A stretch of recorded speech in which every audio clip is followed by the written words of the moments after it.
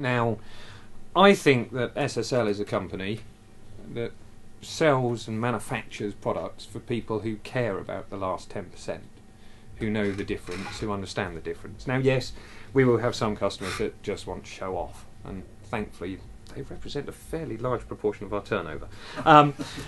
But I think the principle stands whether it's a fully in the box studio or a hybrid studio or a full mixed studio. There are some things that you can do that will give you those extra incremental gains of quality. And you know, you're all spoiled now. For 140 quid you get a copy of Logic Pro, which has over 200 instruments in it and 20 gig of content, and it's got a virtual drummer, and it's got flex time and flex pitch to put everyone right. And you've never had to commit something to 24 tracks and decide what's staying in and how to submix the BVs and make a decision about it. And a lot of the things that I think kind of both my guests will have learned on their way up through the industry is it's not just learning the tools, it's also about learning the process that will give you that extra 10%. So I'm hoping to pick their brains a little bit this afternoon and see it from two different perspectives. And being gentlemanly, of course, what I should do is introduce the lady first. This is Mandy, and Mandy is currently or the previous MPG Mastering Engineer of the Year? Last year. Not this year. Terrible of them. I was in the final. You were nominated, weren't you? Final run-up, which was fine. Now, Mandy has been doing this for a long, long time, and if you wouldn't believe it looking at her, obviously, if you look at her credits on IMDb or Discogs or whatever, you'll see an incredibly impressive array of esoteric, musically interesting stuff. I think it's fair to say you've never really ploughed the pop path and have chosen work that interests you as you've gone along. Or maybe you've just been lucky. I think I'm lucky. It's nice to be lucky. I've done some pop, but probably, again, more alternative pop, but, you know, some pop. I heard the nicest definition of luck the other day. Luck happens when opportunity meets preparedness. No, that's good. If you're not ready for a challenge when it comes up, then you're not going to get it. I kind of like that twist. If you would like a few names to drop, Moby, White Stripes, Sugar Ross, Client, Goldfrapp, Rosin Murphy, the XX, the Portico Quartet, and Mandy also worked with Bjork on Biophilia for not the first album released as an app, but probably the most complete set of individual pieces to be viewed together as an app. And you're also involved with Apple with the mastering for iTunes. Mandy has a studio called Black Saloon. It has a very, very nice EMI TG transfer console for the geeks amongst you. And will give a very interesting perspective, hopefully, about when we're thinking about the last 10%, not only what good mastering engineers can do for you, and perhaps how the mantra of do no harm has changed to compress the crap out of it and make it loud, and how you balance between the two of those. And we'll probably just put my tech chops to shame and show my ears for the can't hear above 12k X drummer that they actually are. On my left we have Danton, and Danton, to a certain extent, I'm ferociously jealous of, because he started out and then went to work at ZTT and Psalm with Trevor Horn, and I think they're some of the best sounding records of the time, and also were quite sort of benchmarking of what SSL can do for sonics and a mix in some ways. He went freelance nearly 20 years ago now. Yeah, nearly 20 years ago. Yeah, and whether it's working with producers such as Phil Spector, Steve Lillywhite, Gil Norton, Mike Hedges, Steve Osborne, Flood, Paul Oakenfold, Brian Eno, several others. You've also worked with Morrissey, U2, Star Sailor, Electric Soft Parade, an awful lot of stuff with Coldplay, Ed Harcourt, Suede, Elbow, and I think you were the man behind the desk for my favourite Manson remix, which was the Wide Open Space Perfecto mix, which again is dating me more than anything else.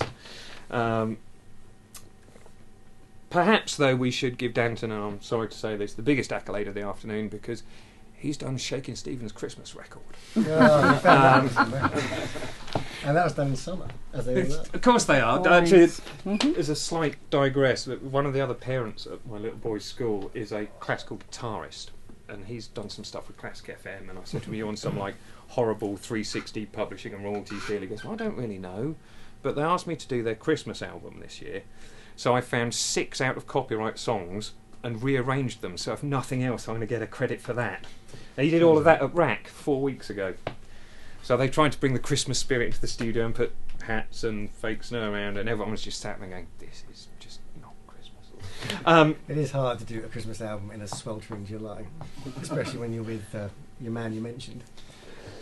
I think we'll leave that thought at that I was moment. going to say, that's the internet, you better find that kind of So what I'd hopefully like to start a few things talking and leave one of you running. If we start with you, Danton, when you got into the industry, it was a very different shape to how it is now, and you've just moved studios. So perhaps if you kind of explain to everyone why you moved, what you've got in the studio, how it affects your workflow or your sonic outcome, just so they kind of have a little background of where your perspective comes from.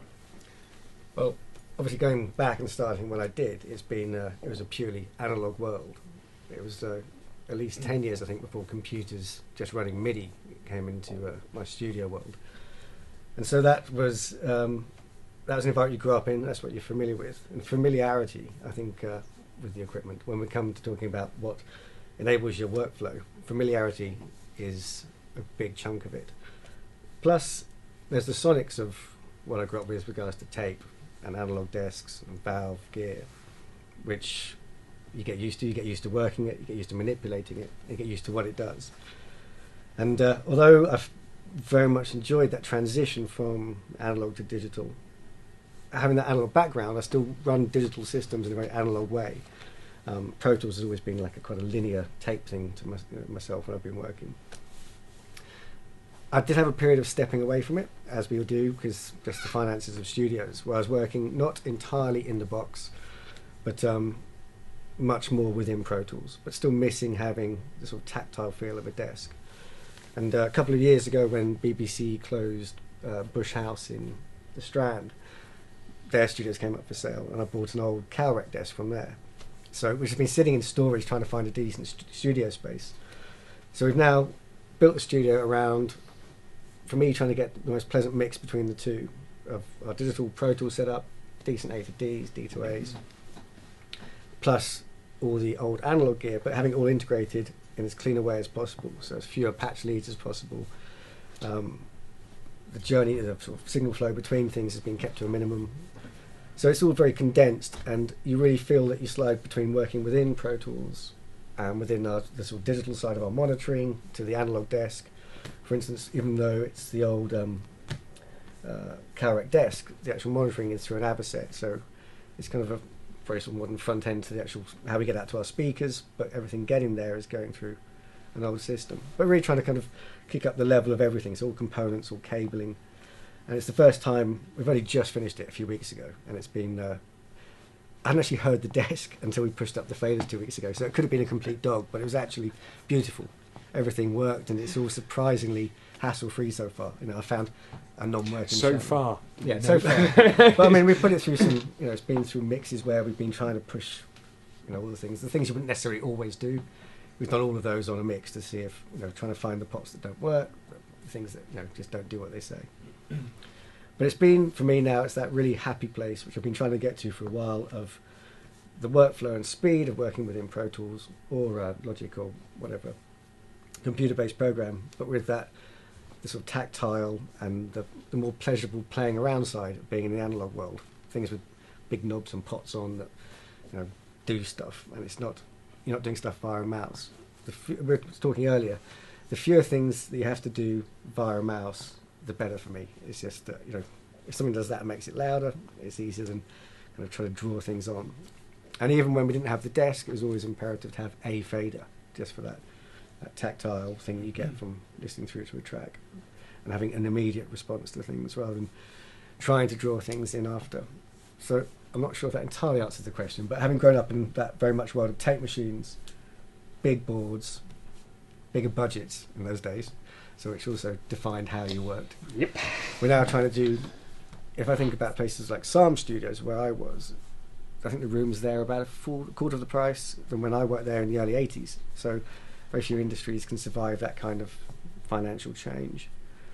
And in lots of ways it's been good. It's made people focus the way they work. I used to find the big never-ending sessions with massive budgets never really did themselves any favours. I think it's good to have a time length and a budget and a focus that keeps everyone slightly stressed to get projects done and keep that edge going. Rather than when people say to me, "Oh, don't worry about the budget," well, no, do worry about it, because otherwise people's focus just goes. So I think the studio now means I can work with budgets which are far more familiar to what most budgets are nowadays, and still deliver with good quality gear, hopefully, but have that the usability of the digital interface. And at the moment I'm enjoying it. I haven't found anything wrong yet, but it's early days. You'll have to buy some more kit. Yeah, well, it's trying to find gaps now. We've actually filled all the gaps, so something has to go for something else to come in. So it's a bit like, I don't know, swapping your kids around as to which one's what goes now. We're down. That's the other thing, is it's very easy over years to acquire stuff, and we've been really kind of, when did we last use that? Okay, out. So it's just the stuff that gets used all the time, and it's the stuff you use best because you use it all the time, mainly because you don't think about how you use it, you just use it. So hopefully we're at that point now. And kind of, Mandy, you've been where you are after leaving the Exchange and building up your own business, which I think is fair to say is slightly different from your average mastering house, in the way that you kind of look to do some development stuff and you're quite friendly and open to unsigned bands with less budget if you think they're interesting. But you've probably seen a similar kind of shift to what Danton's talking about. Well, I have the same background. Came into it, it was vinyl. CDs were right at the beginning of coming into the workplace. The first digital audio workstations, Sonic Solutions coming over, learning that. So I've grown up through that whole culture, but came from a very analogue background. When I was studying, it was drawing cutting heads, and how they worked. Not digital, that wasn't something we really touched on. So learnt along the way, and very much like you. I have some equipment that I've had my whole career, that I still have, that I still use, that I know very well, and am very picky about what I introduce into the studio now. What's changed for me is delivery formats are so different now, with CD slowly declining, vinyl's really come up again, and delivering all the different digital formats that people might want. And so now I have 3 different mastering platforms that I work with, various playback systems that I work with. So I think in total I've got 5 different programs that I'm using: Pro Tools, Logic, Sadie, Sequoia and Soundblade. So on the digital side it's quite chaotic. Where's that menu gone? Yeah, no, this keyboard integrating shortcut? it all, to be able to do all the different things that I need to do. And keep the workflow again. Budgets cut back quite a lot now in mastering. There isn't the money there was years ago. It's very hard because people still expect that level of work from you for a lot less money, but they expect the same amounts of time really, but for less money. So it's quite hard. The money's really dropped off. I say to people, I'm earning a third of what I was earning 10 years ago. I'm working probably 3 times the amount of hours for the money. I hope you enjoy crazy. it. We wouldn't be doing it. I think that this industry, to come into it, you wouldn't come into it with the illusion of earning a lot of money. You come into it because you love it and you can't do anything else. Well, there's the old joke, isn't there? Is how do you make $1 million from a recording studio? You start with a $10 million studio. It's true. It goes from there. What you're saying there about people expect a certain amount for far less, but also we ourselves don't, expect to deliver what we've always done. So people say there's not the budget, you could just do this. And you're like, well, no, because you've never set out to do something like that. You always set out. The budget's never really been a determinant as to how you aim to deliver something. You always aim to deliver it sounding a certain Best way. you can. And so all it means is we do more hours for less money, because there's no sticker on the back of a CD that says, well, they only had 10 hours or they only had this. People just hear it and critique it as such. There's no understanding of the budget for that project. Now, I think we should jump in with something that's a relatively tasty subject. And I'd like to talk about dynamic range, both from a mix perspective and from a mastering perspective and from a listening perspective. And when we're talking about things that make up the last 10%, you all know when you put something on and it's smashed to hell and it's all at the same volume and there's no dynamic range, and then they play it on a commercial radio station where they put it through a further enhancer that smashes any remaining range out of it. And the balance that you guys have to face as people with good ears who enjoy listening to music, but your customers are asking for a certain thing. Now, I read an interesting thing a couple of weeks ago where the new 9 Inch Nails album is going to be delivered in 2 formats. One is the... No people involved, I haven't heard bits yet. One is the Smash to Hell version, and if you buy it from the 9 Inch Nails website, you can download an audiophile greater dynamic range version. And I'm quietly interested to see what this does, but you guys have probably got quite a lot of experience of both sides of that coin. I'm sure you probably come up against it more than myself, actually, with regards to loudness. A few years ago, probably about 10 years ago, I worked with some of the A&R guys in some of the major labels, and we used to deliver, or maybe it's even longer than that, a CD, radio CD, promo CD, that was mastered specifically with radio in mind. And we'd make it more dynamic. We'd lower the level and we'd master it maybe slightly different because we'd brought the level down, but so that when it went to radio it would sound better. Now, this came about through lots of discussions with people when I was at the Exchange. I think the big one for me where I really noticed what you were talking about was with Prodigy, Firestarter. Now, Mike at the Exchange had mastered that, and I'd been around, and as we used to do late at night, we'd hang out in each other's rooms and listen to what everyone had done and talk about it. So I heard the master. I heard the mastered version, I heard the vinyl, I heard the CD master, and it all sounded incredible in the studio.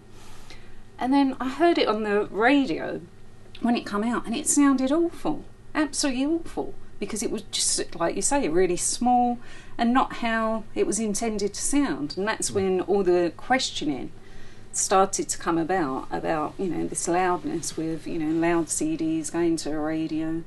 And we started delivering these promo CDs for radio at a lower level. Now, again, we haven't got the budgets, people don't want to do that.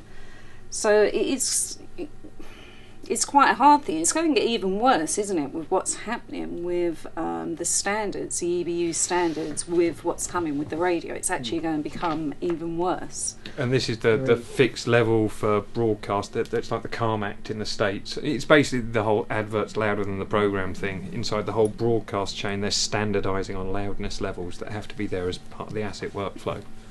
So what's going to happen with these very squashed loud files that we send to radio? They're going to be even quieter. So we'll have the situation where the ballads are way, way louder than the guitar, rock band needs to be. So we really need to catch up on our side with what's going on there. But of course, again, trying to educate record companies, trying to educate managers, it's not just now, the producer that can, go, we are doing this, because all the budgets are involved. So it's quite hard with what's happening there, and with the sound check thing inside iTunes, that's a whole, it's a very similar thing, level, which has caused me problems with sending files to record company, and the little girlie in the record company pulling it into our iTunes, bouncing it out, sending it on to the producer. We've all been in that situation, and it's brought it down minus 6 dB. So there's lots of problems with some of these, leveling. Remember the conversation first started coming out about it sounds quiet, and so compared to what, and then it just seemed to become like a chase, And there would never be a comment about a mix. It would always be, it sounds quiet relative to. It's like, well, you're comparing it to something which has been really heavily mastered, and so it then got to the point with, I think, most producers where you didn't send out a monitor mix or a final mix without putting some kind of monitoring limiting on it in order to go to A&R departments, because if you didn't do that, it would always come back. It sounds quiet, doesn't sound as, and invariably it wasn't the mix you'd done. It would change. It would change in its dynamic, obviously, and its subtleties in places.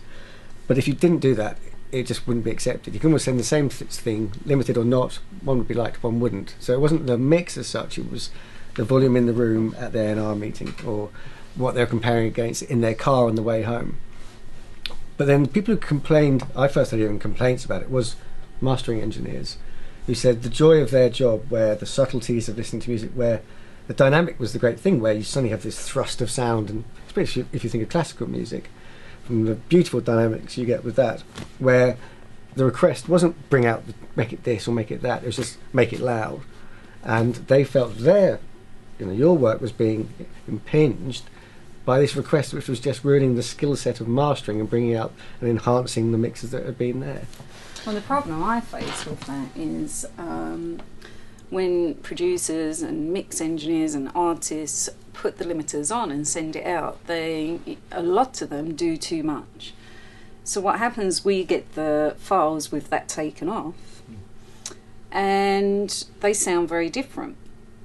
And sometimes some of the limiter choices that they're using aren't very neutral, and they have quite a tone that they put on top of the mix. So I've had a few instances where I've mastered an album, and then I get an email or a phone call back saying, well, it doesn't sound like our listening copy. And I'm like, okay, well, you didn't give me a listening copy, send me the listening copy. And when I listen to it, it's the plugin they've used, which I go and research, what plugin did you put on, and go listen to it. It's actually really changed the tonal quality of the mix. So of course, then you start putting it through the equipment I've got, and I'm not using that plugin, it's going to be very different. So it is causing me a lot of issues. So now I have to say to everyone, if you've got listening copies out there, send them over to me, let me hear them, and make a decision when I hear the listening copy in the mix, whether I need to call them up and say, okay, can we put some of that limiter back on, maybe not as hard, because it's actually bringing something into the mix that's quite interesting.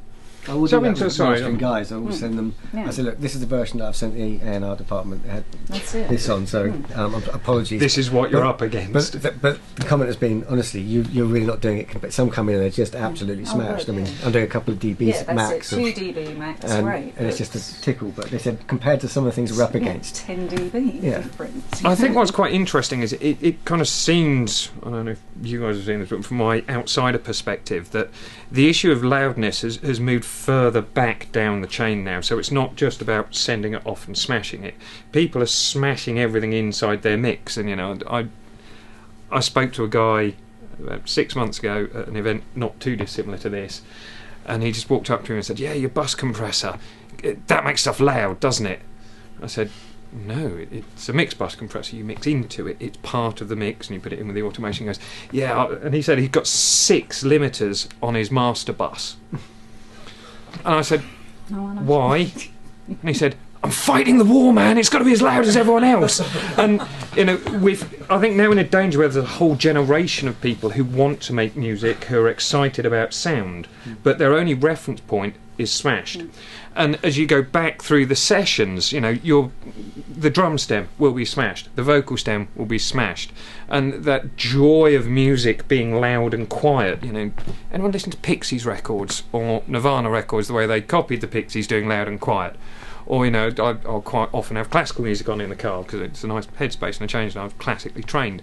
That dynamic of the musical creation, is that in danger of going away because of how convenient it is to bang it all in there and load it up to SoundCloud? I think it's kind of gone away in lots of ways. When I heard Nirvana on the radio for the first time in a while the other day, and one thing I did notice is it sounded quiet as a record. When it came on, it was noticeably quiet, even though it's on whatever the radio station's hyping everything up with.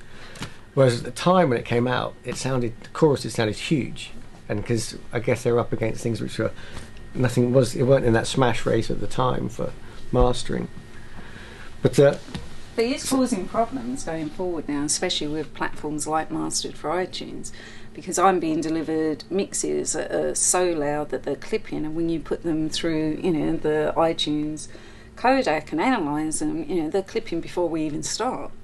And they're going to cause intersample clippings that are going to cause artefacts, and this is right at the beginning before I even start to master. There's an engineering issue there. I think one of the things when you first starting mixing, going back to the days of analog desks, is I think one of the things which you have to get past when you first start is you always end up getting too hot and having to pull stuff down. And as you get more experienced as a mixer or an engineer, you find that you mix and things kind of get to the right level, and you're not having to kind of control it too much at the end. You master faders at Unity, and it's kind of part of that skill set that comes with it. With a lot of people working within the box now, they're mixing, they say, oh shit, I'm too loud. And the option is to either start pulling everything down or just bang a limiter on it, which will protect them from going up. And then they start mixing into that, and it just gets louder and louder. And then they pull the master bus down, exactly. -3, and then it's -6, just getting -12, send it to us. And, it doesn't make a difference. It's already flattened out for you, even though they're giving you... They think they're giving you headroom, but they haven't. It's already banged flat. Well, I think intersample peaks are a very, very important point. I mean, gain structure is something that every solid studio engineer of a certain age will know about. And you follow the signal and you optimise the levels and you make sure there's enough headroom. And I'm kind of sure all of you have read that if you're working in the box, then leave yourself 12 dB so the transients can come through that the meters aren't looking at. But there is also that issue between plugins, isn't there? Because they're set at different reference levels, and where distortion and peaks get introduced can be a real variable thing. And especially if, like say, mastering for iTunes, where intersample peaks cause the biggest problem is in D2As on playback. And if you have a cheap D2A, then an intersample peak is going to send it horribly into clip, and what you wouldn't hear in a nicely treated room, you're going to get all over on your headphones. Now, you must all have some albums that as soon as you play them off your iPhone on a pair of earbuds, just sound like they've been done in 6 tin cans down a hill, for want of a better description. But those are the ones that have probably been pushed hardest with the levels that don't have a gain structure or a headroom. And I'd imagine that gain structure plays quite an important role in both of your sort of fundamental processes. Well, we needed to learn that very early on because of our background. Well, stuff was noisy to start with, wasn't it? I was going to take. It must be transitioning over. I used to get comment from assistants or engineers sometimes. Well, you've got loads of room, to record digitally. It's because I still kind of work in a VU mindset of tape, so I know I can push it, but so I get lots of things in when I'm mixing, and everything's up here against very close to the end stops. And what I've found from that also is that you're constantly turning down line gain on desks because everything's coming in so loud. So as soon as you start doing anything, it's already pushing everything too hard. So my meters within digital sort of thing, or Pro Tools, really aren't getting too crazy. I mean, they'd be up near the top. But I'm still looking at desk meters often, just so the VU kind of balance, as you would have pushed tape. And it kind of means you don't hammer those systems. And it doesn't end up coming back off super hot where you literally, on a lot of mixes, I've had to turn down all the line gains on an SSL because it's just cranking in so hot. As soon as I start doing stuff, you're pushing it over. Nowhere left to go. Yeah. But so I think mine's not through a skill set of decision making. It's just because I'm just hanging on to the old way I went about doing things. I mean, your thought process, as someone who's traditionally trained in mastering and has that do no harm mantra behind it, how important is kind of checking the incoming gain and headroom and lining it up against what you're going to put it into? Is that a daily, an every session checklist? Every session. Line up. First thing. Every session. You have to know where you are. Have to know where I am through the signal flow. So line up first. And meters, listening level, a big one that you probably have, and we take it as second nature, but lots of people don't even think about is know about where your volume pots are. Always work at a same level. Measure it, have it optimized, know that okay, things should sound this loud when I'm there. It's we take it as second nature, but the amount of people you speak to that don't even have that idea about being in control of just the volume of where they're listening to things. Do people, is it still relevant? Do people send any kind of tone. Because even in the days at DATS, when we switched over to that, I mean, obviously with half inches, I was sending tones for lineup. No tones. And with DATS, I used to send a half inch. So one side, then both sides, and 0 VU, blah. But you don't get anything of that at all now. No. You just get the files. So sometimes you do have to question the session that I did yesterday. The artist had done a couple of tracks, mixed it himself. Most of the tracks had come from a mix engineer and were great, but the tracks the artist had mixed, it was like the balance. I was saying, do you realise that all your backing vocals, like all the harmonies, are all over on the right? There's like nothing over on the left, and we could hit problems, when it goes to radio. If it's played out in a club, there could be some serious problems with this, because it's so off balance. And of course, when I tried to balance it up a little bit, I moved it a little bit over, but you can't, because of course the snare starts going over there and the kick drum. And that must be a very delicate conversation to have with a client. The worst is when you have to say you need to remix your whole album. I would master this for you, but it sucks. Bring it back when it's finished. Don't say that. Must be just terrible. Give a lot of guidance, and when you get to that point, there's lots of tantrums and breakdowns, and you spend the next 2 hours putting them back together and going, "I'm here, and let's hold hands," and have we you got can the get through this. And I think if you can get that relationship with the person doing your mastering, where you can say, honestly, give us an honest opinion on this, and you do get that comment, I think that one needs doing again. I'm very open now. I think I learnt that through the different places that I worked through my career, which were more money machines. They were about get the session in, out, it's about earning money. And when I started, it was never about that for me. I came into it for my love of music and great sound. So now I'm quite open with my clients, especially new relationships, because I think you need to build a relationship with your mastering engineer. You need like a sounding board, really, and that's what your mastering engineer is. He's your sounding board that you throw the mixes at. He'll master it for you. If you get it back after mastering, you go, oh, that's come up too much in the mix, actually I'd like to bring that back down. I'm quite open. I'll say to people, if after you hear it, if you want me to record it, if you want to bring something down in the mix, change something, let's talk about it, because it can change a lot. Bring the levels up, just the gain structuring, going through a mastering rig can change the perception. There can be phase shifts with certain things. So I'm a lot more open with artists, and I'll say to people, if I have to say, I think you should recall it to mix it again, and they really don't want to, I say, okay, look, I'll master it, you take it back, listen to it. If you want to, after you've heard it, and you listen to what I say, I'm open, I'll remaster it. I'm about good sounding music. That's what I want now, is to do things and then be good and people enjoy them and the artists be happy with where we've ended up. I've been in that situation as well with mastering, where I've loved the mastering, but now that it's been done, it's actually kind of do that and you keep what you've done, but now you've done that, let me just pull this back or push a vocal up sometimes maybe. But having that relationship where you can do that, it isn't just done and off to a label before. Also, when you have the mastering come back to you before it goes to anyone else. Well, I work quite closely. Most of my clients are producers more than record labels. I was in that when I worked at the Exchange. We had a lot of record labels that would send stuff, and you'd always sort of be in the middle of the producer and the record label. And for me, the producer is the boss of the project. He's the boss, He's the one that needs to make some of the artistic decisions. So, I'm very open about that with producers. It won't go to the record company until the producer's signed off on it. Because, I've been in that situation. A record company's put it out, but actually they wanted to recall it, but it's already gone out, and people get very upset, and, tantrums are had, and so, I think get into that. How much of this, I think, is the confusion about what zero means?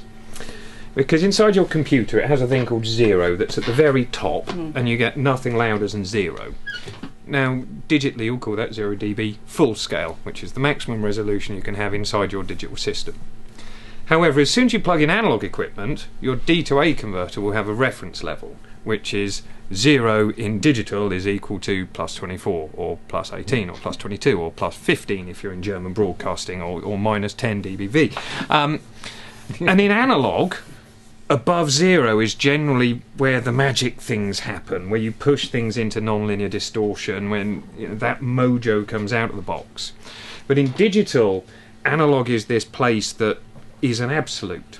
And do you think the kind of propensity for analog modelled plugins gives people inside the box this kind of idea that I can push it above 0? Is that a temptation? I've never thought of that. Okay.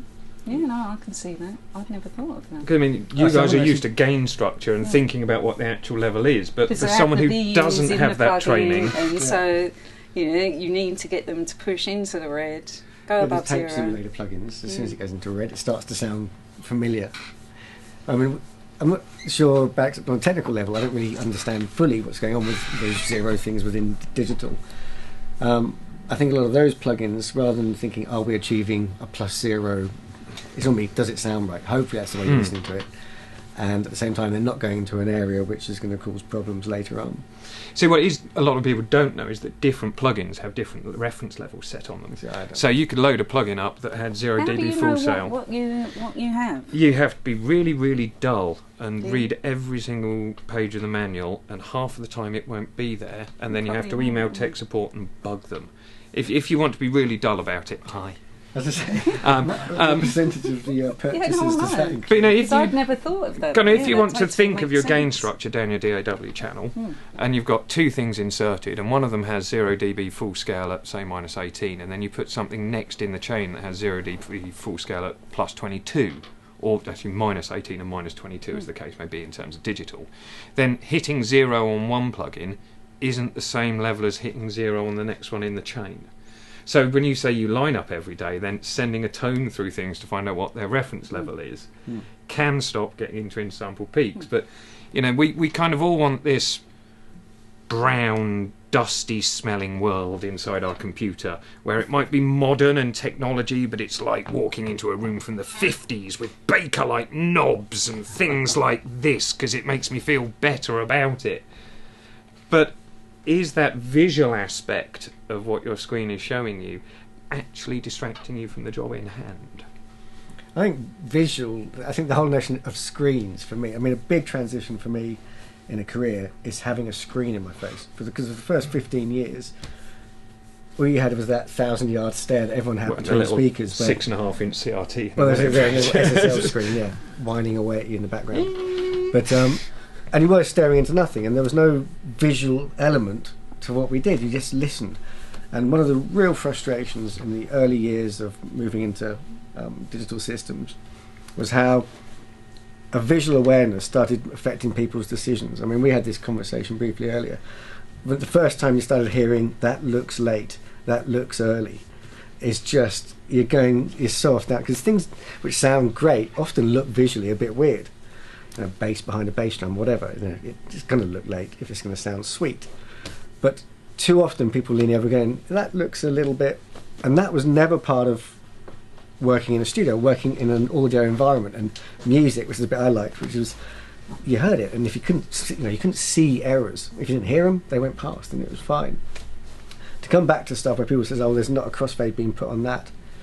Did anyone hear a click? No. So it's not a problem. We don't have to worry about it. But the very fact you've added a visual level of worry to something which should be an auditory, experience, was a downside of having a screen there. The fact they all look so beautiful, plugins now.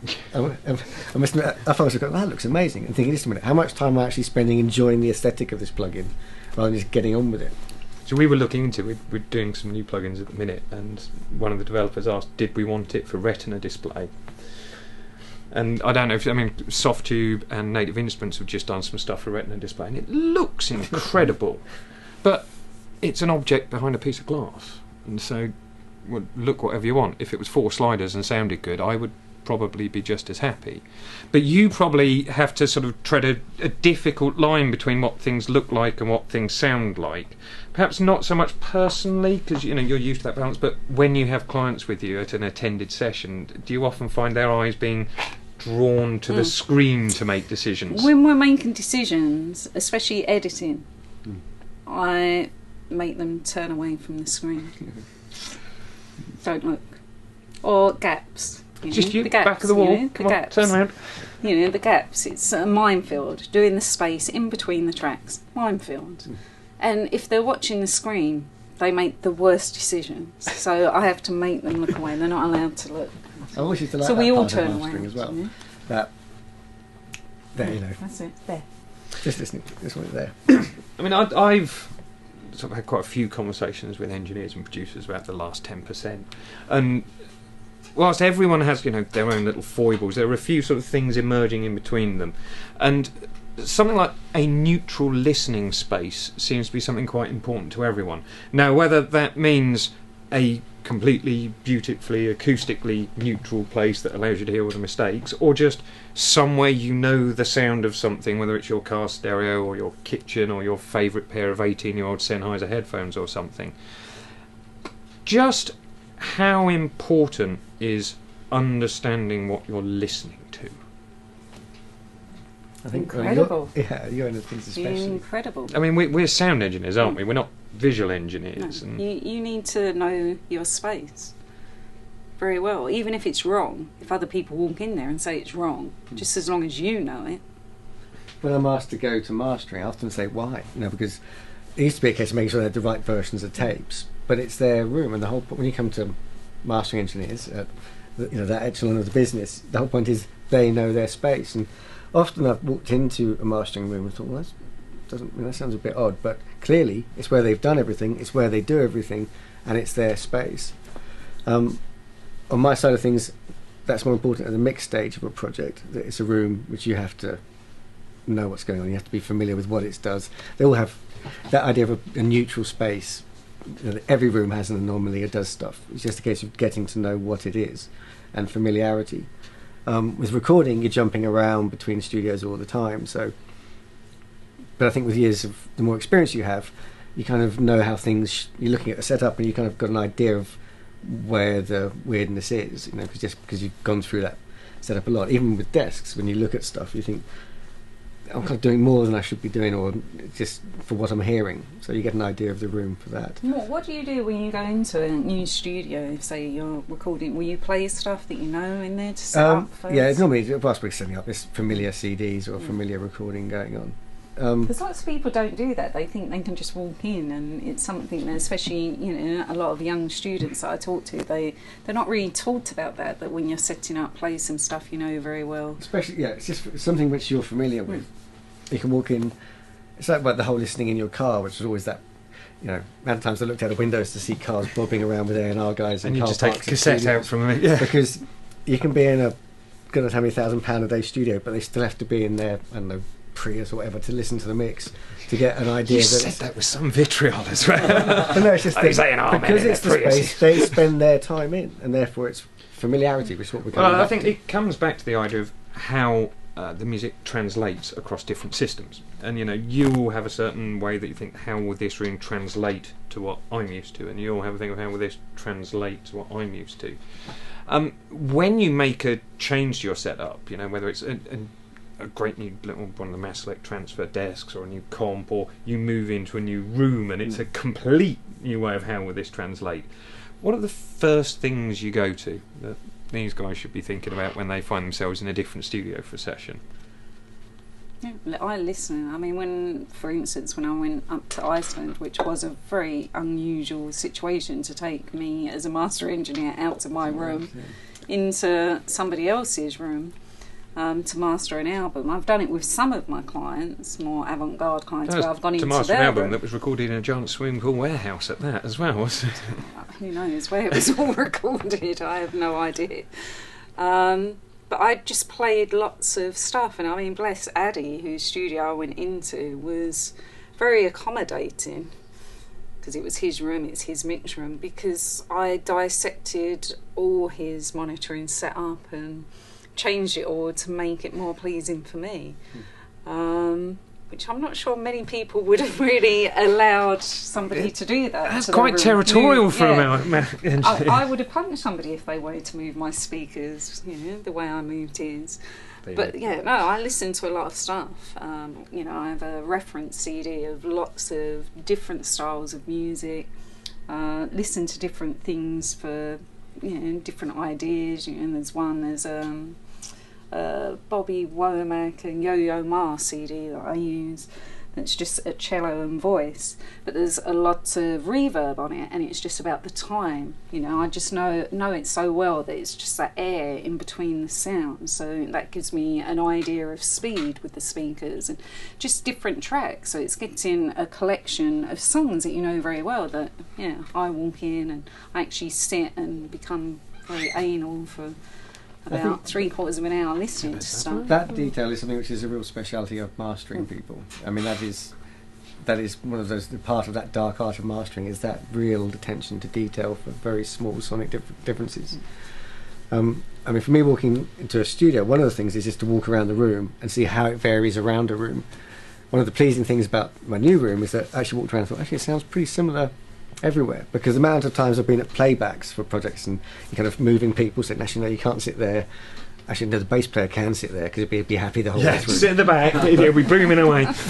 And rooms they vary a lot, but which is always tricky. I think for me a decent mix room and where I've ended up at the moment is there's not a big difference between sitting at the desk. I mean, there's going to be a difference because of your focal point, but it's not a scary difference to having people on the sofa at the back, because I've gone into studios listening back to things and sat at the back and thought anyone's opinion back here is going to be almost make no sense to anyone sitting over there.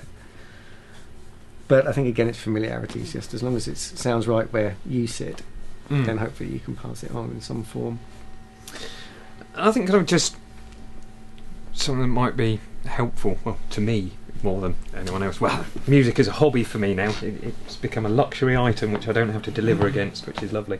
But what are the kinds of things that someone like Danton can do to make the output of your job better?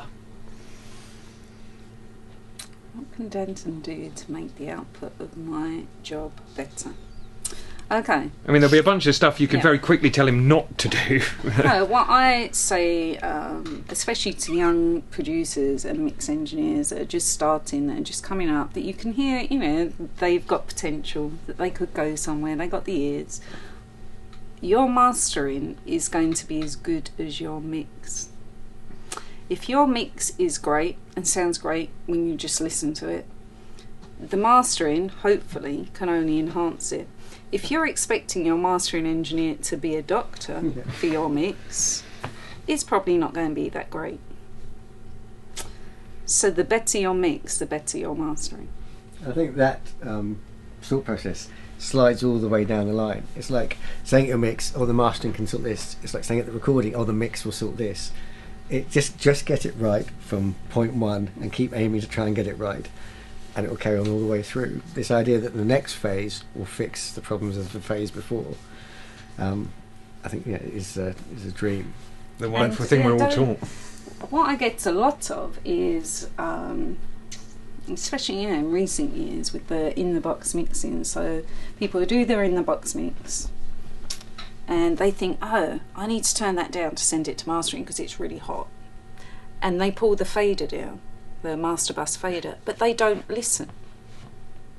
They don't listen, they just put it down. Oh, I brought it down 3 dB, across the whole album.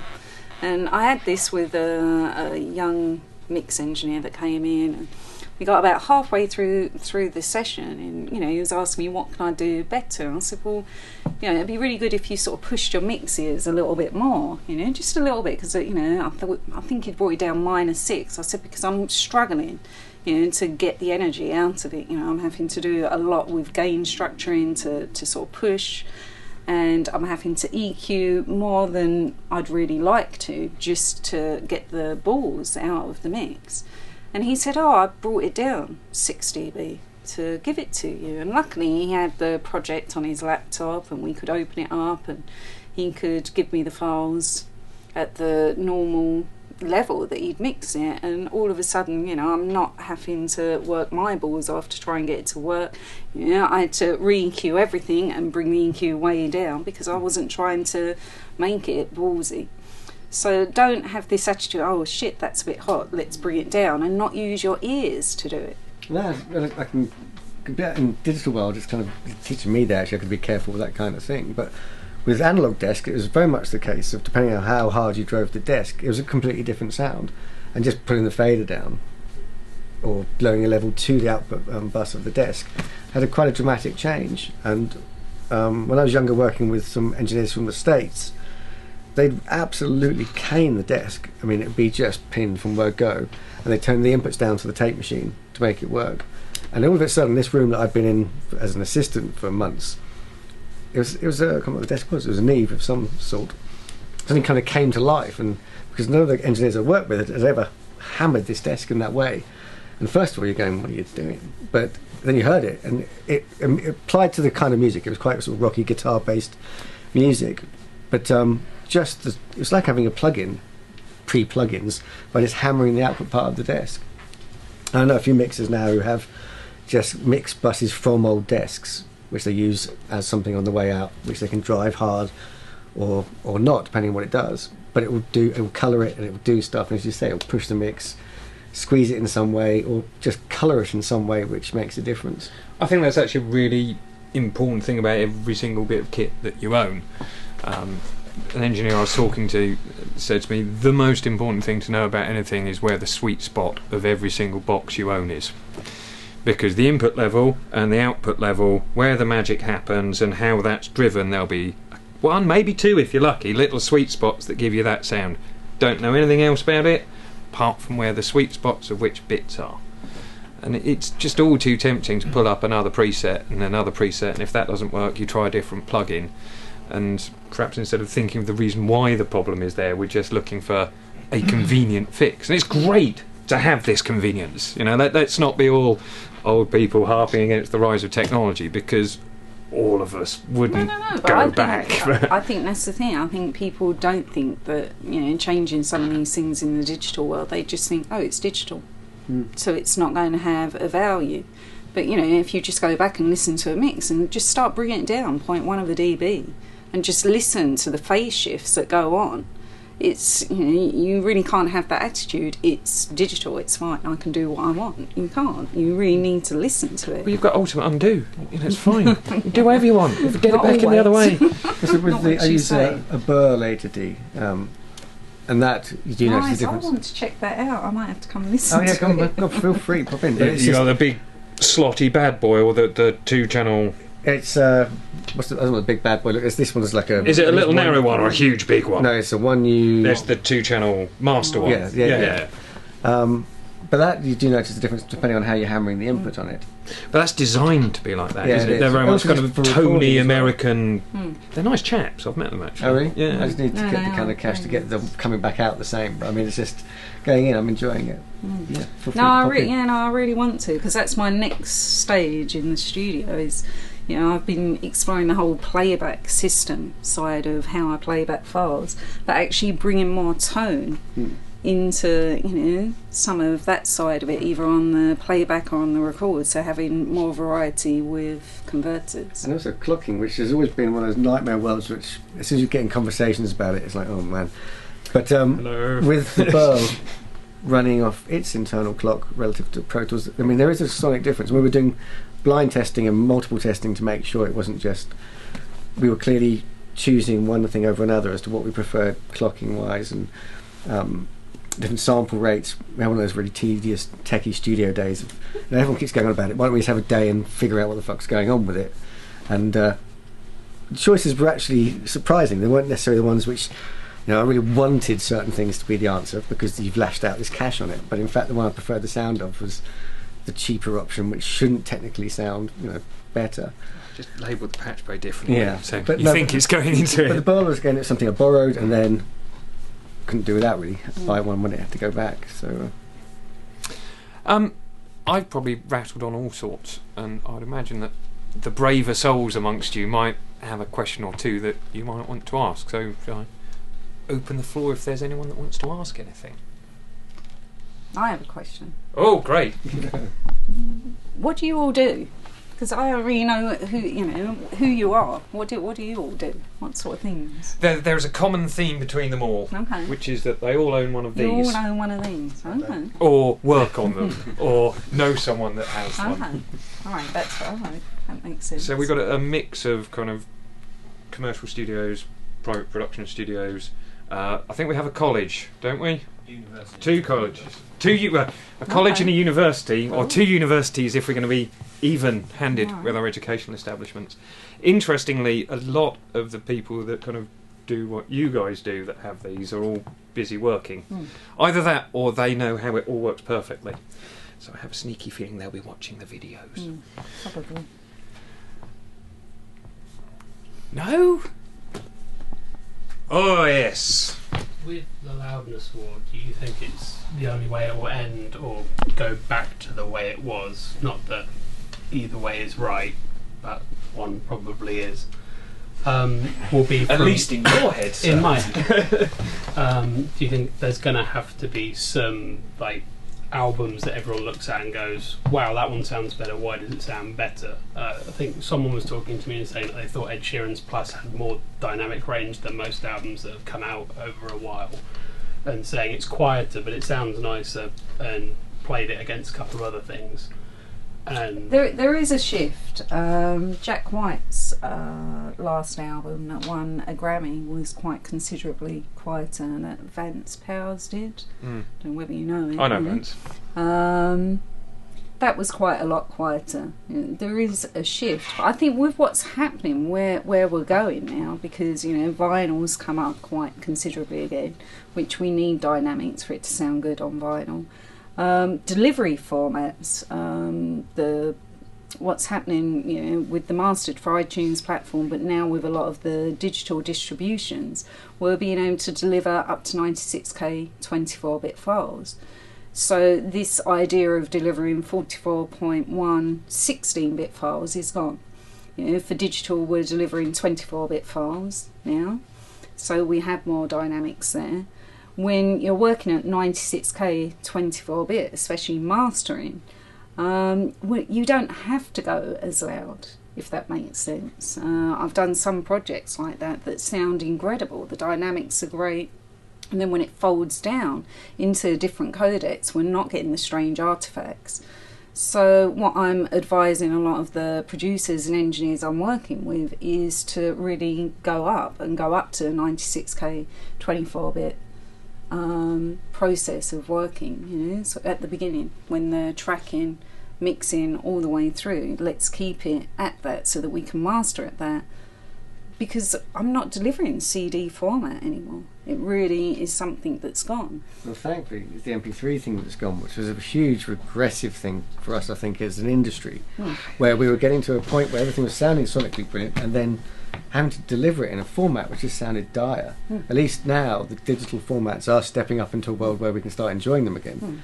And even when they fold down into the codecs, they sound so much better. I mean, I've done a whole series of tests with some producers that I work with, working at 96k and mastering it in different sample rates, and converting it down 16-bit, and going through different codecs and listening to it. And the 96k 24-bit, I mean, it's quite incredible. I got excited about digital codec music for the first time in my whole career. I was like, wow, that sounds statement, good. Excited about digital codecs. Yeah, I was shocked at what I was hearing. I was like, actually, it's still quite musical. It hasn't trashed it.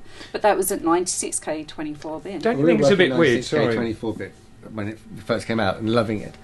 And although I still work 24-bit, I found myself often back at 48k, just because the computers can't handle the sessions that come in, which is infuriating, because I'm having to I think, okay, let's step it down, because what we're gaining from being 96k, we're losing from when Pro Tools is on the edge of kind of, you just know things sound different on different passes, and it's not your imagination, it really is, clinging in there.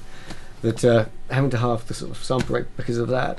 Still working 24-bit, but I think if everything steps up where the sessions are running and the computers are such that 96k or above, if it comes, I mean, it's there, but just for limited tracks. I did the Max Richter Recompose with Audi, 4 Seasons Recompose. I don't know whether any of you guys know it, but we did that at 96k to deliver to mastered for iTunes. It was just incredible. It's just so much joy to work at that and then cut the vinyl from that. I mean, it was just, I was in heaven. There's a lot of the string guys mentioned, I wasn't sure why this was, but it was a string engineers who were liking 88 too.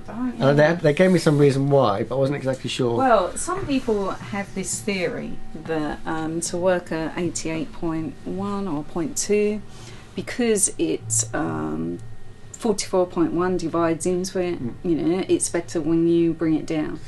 This is the theory that they think. It's actually quite incorrect if you do the tests on it. Right. I had a situation with a blues artist where they'd recorded at 88.2, I think it was, or 1, and everyone had a CD, like everyone does, sample rate convert it inside Pro Tools, send everyone a CD 44.1, mastered the album, was thinking, my God, like the drums are quite up front on this. Was a bit confused by what I was hearing, because it was a guitarist album, but snare was really in your face, preceding everything, but it was like, okay, master it. Record company guy who, was one of them A&R guys that had ears, that liked to be in the studio with the guys, called me up and was like, I'm really confused, you've really pulled the drums out. And I was like, no, I haven't really, so I put it through the system flat and sent it to him again. And he said, no, the drums are still really up front. And I said, well, what are you listening to? He said, the CD that I got sent from the studio. I said, well, can you send me the files or a copy, or got the CD, listen to it? Because of the compression of bringing it from 88 down to 44, it had compressed the drums and was much more pleasing. And that's what everyone had signed off on, but it didn't actually sound like the mix. Now, I've done, again, a series of tests with this, and when you go 96k down to 44.1, it's actually closer in mix reference than 88 to 44.1. I had a situation where I had to master off the listening copy to 44.1 because the compression guitar indie band was so pleasing compared to the 88 files. It does seem a bit strange to suggest that a computer can't do a simple division or multiplication. 44.1 to 88.2 is times 2. To 96 is times 2.08 or something, give or take. It's a computer. It can do that. But why it's unable. Talk to Dave Hill, because he'll blow your head. Yeah, right, he's blown my head on a couple of times. Yeah, no, mainly with his shirts and shorts and sandals. He come and hung out at my house one evening. It took me a week to recover my brain, but he got very deep about all of this. He went into this whole technical thing, because I've been going around the world to AES speaking to all these digital guys, because I didn't grow up in digital. So I had, why can I hear this and why can I hear that? And everyone tells me I shouldn't. And Dave will explain all the strangenesses. I've had all the various things explained to me by younger assistants coming through the colleges and universities, who, for me, it's just been like, why do I prefer this to that? Why this should technically be better, but why do I prefer that? And they would then give me lecture on artifacts and various aspects of the digital recording, which gives it some kind of reasoning as to why I'm hearing what I'm hearing.